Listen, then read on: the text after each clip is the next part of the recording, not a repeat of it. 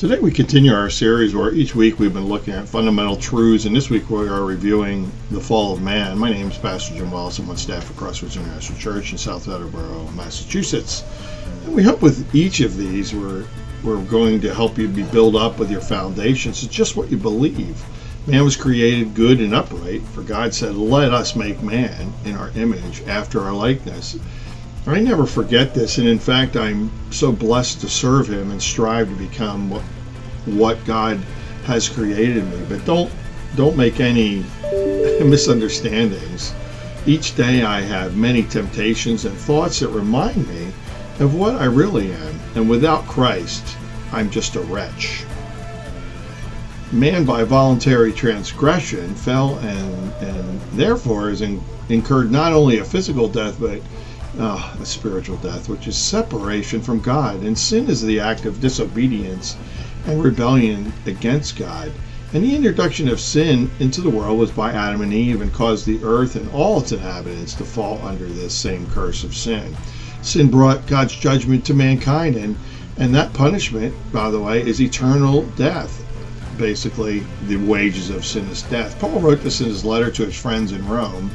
When Adam's sin entered the world, Adam's sin brought death, so death spread to everyone, for everyone sinned. Yes, people sinned even before the law was given, but it was not counted as sin because there was not yet law to break. Still, everyone died from the time of Adam to the time of Moses, and even those who did not disobey an explicit command of God, as Adam did. Now, Adam is a symbol, a representation of Christ, who has yet to come. But there is a great difference between Adam's sin and God's gracious gift. For the sin of this one man, Adam, brought death to many, but even greater is God's wonderful grace and the gift of forgiveness to many through his other man, Jesus Christ. And as a result of God's gracious gift is very different from the result of the one man's sin. For God's sin led to condemnation, but God's free gift leads to our being made right with God, even though we are guilty of many sins, and I know I am. Back to verse 17. For the sin of this one man, Adam, caused death to rule over many, but even greater is God's wondrous grace, his gift of this righteousness. For all who receive it will live in triumph over sin and death through this one man, Jesus Christ. Yet Adam's one sin brings condemnation to everyone, but Christ's one act of righteousness brings a right relationship with the God and new life to everyone. Because one person disobeyed God, many became sinners, but because of one person obeying God, many will be made righteous. God made a way by which humans could find pardon of sin.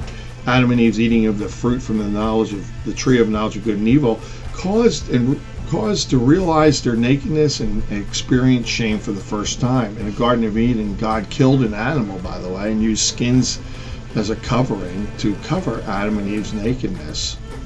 This act served as a picture of ultimate redemption to come when Jesus, the perfect Lamb, was slain as a sacrifice for man's sins.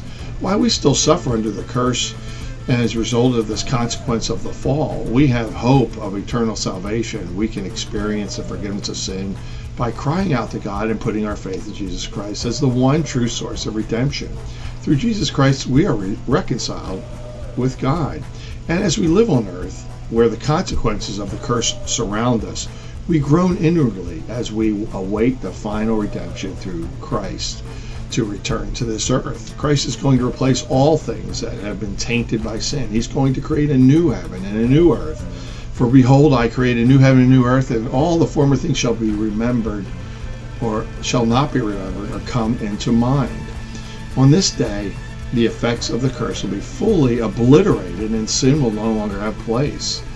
But humanity will be fully redeemed and restored in every way in that moment. Next week, we're gonna look at the fall of man, more specifically to what I've just covered in the last couple of minutes, of the only hope of redemption. And that's what we're going to look at next week, in man's only hope of redemption. I hope you can join me, and I hope this is helping you understand the fall of man more specifically, and more importantly, as we talk about next week, the only way and only hope of redemption. Join me then, would you? Thanks for listening. Blessings. Bye-bye.